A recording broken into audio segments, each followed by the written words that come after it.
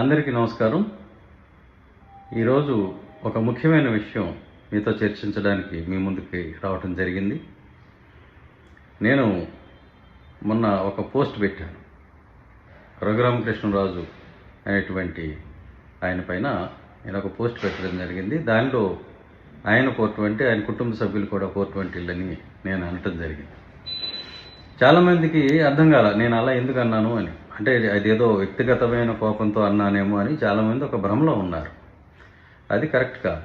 ఇందులో వ్యక్తిగతమైనటువంటి అంశాలు ఏమీ కూడా లేవు. అలాగే నేను ఒక బాధ్యత గల ప్రభుత్వ అధికారిని, ఒక సీనియర్ ఆఫీసర్ని, డీజీపీ ర్యాంక్లో ఉన్న వ్యక్తిని. నేను ఎలాంటి డాక్యుమెంటరీ ఎవిడెన్స్ లేకుండా, ఆధారం లేకుండా ఏది పడితే అది నేను మాట్లాడను.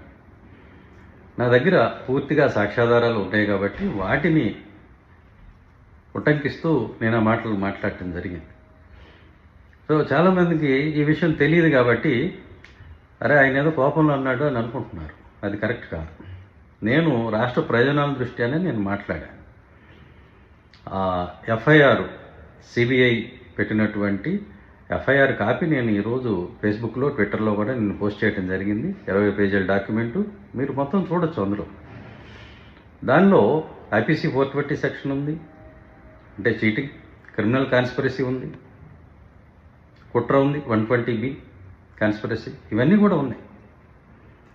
ఈ నేరాలన్నీ కనుక ప్రూవ్ అయితే, ఖచ్చితంగా ప్రూవ్ అవుతాయి, యావజ్జీవ కారాగార శిక్ష పడుతుంది అందులో ఉన్నటువంటి వాళ్ళందరికీ కూడా. ఎవరెవరి పేర్లు ఉన్నాయో మీరే చూసుకోండి. అందులో ఆయన ఫ్యామిలీ మెంబర్స్ కూడా ఉన్నారు. ఆ నేరం యొక్క విలువ 945 కోట్లు. అది ఎవరి డబ్బు? State bank of India, axis bank, Punjab national bank, ఈ 3 బ్యాంకుల్లోంచి లూటీ చేసినటువంటి డబ్బు 945 కోట్లు. అది మీ డబ్బు, నా డబ్బు, మనందరి డబ్బు. ఇలాంటి కేసులు ఇంకొక 10 తగిలితే రేపు బ్యాంకు వాళ్ళు మన డిపాజిట్లు, మన ఫిక్స్డ్ డిపాజిట్లు, బ్యాంకులో ఉన్న డబ్బు ఏదైతే ఉందో అది మీకు ఇవ్వలేమనేటువంటి పరిస్థితికి వస్తారు. కాబట్టి ఇర్రెస్పాన్సిబుల్గా మాట్లాడకండి. ఆయన నేరం చేయలేదు, దానివల్ల ఎవరికీ నష్టం లేదు, అట్లాంటి మాటలు మాట్లాడకండి. నేరం చేయకపోతే సిబిఐ ఎందుకు కేసు పడుతుంది? సరే, సిబిఐ కేసు రిజిస్టర్ చేసింది. చేసిన తర్వాత ఈయన సుప్రీంకోర్టుకు వెళ్ళి స్టే తెచ్చుకున్నారు. ఆ స్టే వల్ల ఇన్ని రోజులు అరెస్ట్ కాకుండా ఆగాడు ఆయన. మొన్న 2 రోజుల క్రితం మీరు అన్ని న్యూస్ పేపర్స్లో చూసుంటారు. ఆ స్టేని గౌరవ సుప్రీంకోర్టు వారు ఎత్తేయడం జరిగింది. అంటే రఘురామకృష్ణరాజు గారి అరెస్ట్కి క్లియరెన్స్ ఇచ్చింది సుప్రీంకోర్టు. ఇవాళ రేపు ఆయన అరెస్ట్ కాక తప్పదు. ఎందుకంటే అదేమో చిన్న నేరం కాదండి. 945 కోట్లు కొట్టేస్తే బ్యాంకుల నుంచి అరెస్ట్ చేయకుండా ఉంటారా? ఇదొకటే కాదు, ఇంకా ఈయన మీద నమోదు కావలసినటువంటి అనేక కేసులు ఉన్నాయి. అవి వివిధ దశల్లో ఉన్నాయి. వాటి తాలూకు డాక్యుమెంట్లు కూడా నా దగ్గర ఉన్నాయి. అవి ఇచ్చింది కూడా రఘురామకృష్ణరాజు గారి సన్నిహితులే నాకు ఇచ్చారు. ఆయన పక్కన ఉండేవాళ్లే, ఆయన బాగా నమ్మేవాళ్లే. సో వాటన్నిటినీ కూడా నేను ఫాలోఅప్ చేయడం జరుగుతుంది, రిట్లు వేయడం జరుగుతుంది. బ్యాంకు వాళ్ళు కనుక కేసులు కనుక పెట్టకపోతే వాళ్ళ మీద కూడా నేను రిట్ పిటిషన్లు వేయడం జరుగుతుంది. ఈ దర్యాప్తు సజావుగా జరుగుతుందా లేదా అనేది కూడా నేను చూస్తూ ఉంటాను. నేను కూడా అవసరాన్ని బట్టి ఇంప్లీడ్ అయ్యి, నాకు స్టేట్ బ్యాంక్ ఆఫ్ ఇండియాలో అకౌంట్ ఉంది, నా డబ్బులు పోయినాయి కాబట్టి నేను కూడా పార్టీ అవుతాను. నేను కూడా ఇంప్లీడ్ అయ్యి ఆ కేసులు నేను ఫాలోఅప్ చేస్తాను.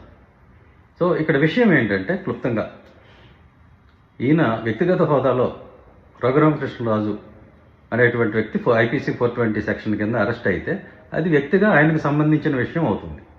కానీ ఇప్పుడు ఈయన గౌరవనీయమైనటువంటి ఒక ఉపసభాపతి పొజిషన్లో ఉన్నారు. మరి ఆ పొజిషన్లో ఉండి అరెస్ట్ అయితే అమరావతి నుంచి తీసుకెళ్తే రేపొద్దున నేషనల్ మీడియా అంతా కూడా ఏముంటుంది? సరే, లోకల్ మీడియా అంటే కప్పెట్టేస్తుంది అనుకోండి, వాళ్ళు చెప్పరు. కానీ నేషనల్ మీడియా అంతా కూడా ఏం చెబుతుంది? Deputy speaker of Amaravati has been arrested in a bank fraud అంట. అట్లాంటప్పుడు మన అమరావతి బ్రాండ్ ఇమేజ్ ఏమవుతుంది? ఆంధ్రప్రదేశ్ రాష్ట్ర పరువు ఏమవుతుంది? ఒక వ్యక్తి అరెస్ట్ అయితే అది వ్యక్తిగతమైన విషయం అని అనుకోవచ్చు. కానీ ఇక్కడ ఒక రెస్పాన్సిబుల్ పొజిషన్లో ఉన్న వ్యక్తి అరెస్ట్ అయితే it reflects on the state, it reflects on the image of the state and the brand Amaravati. కాదు అని మీరు అనుకుంటే చెప్పండి, అలాగేమవుతుంది అనుకుంటే చాలా పెరిగిపోతుంది బ్రాండ్ వాల్యూ.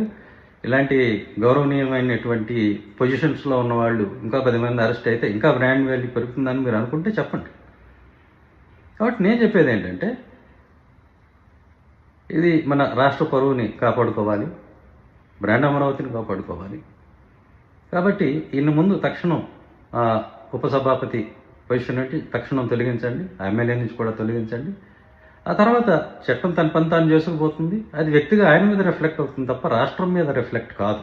మన రాష్ట్ర ఇమేజ్ని మనం కాపాడుకున్న వాళ్ళం అవుతాం. ఇది మాత్రమే నేను చెప్పదలుచుకున్నాను.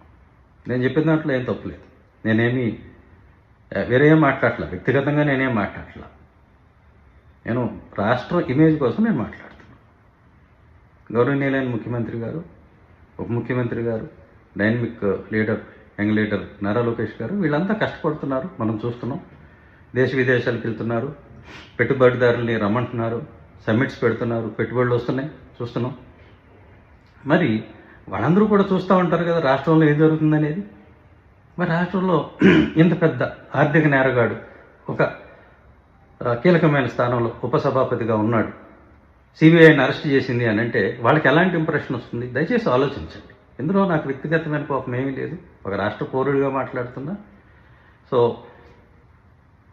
అది వ్యక్తిగతంగా ఆయనతో పోనివ్వండి, రాష్ట్రం మీదకి తెచ్చుకోకుండా అని మాత్రమే నేను చెప్తున్నాను. So this is all my request, humble request. So thank you all. జై అమరావతి, జై స్వర్ణాంధ్రప్రదేశ్, జై భీమ్. Thank you.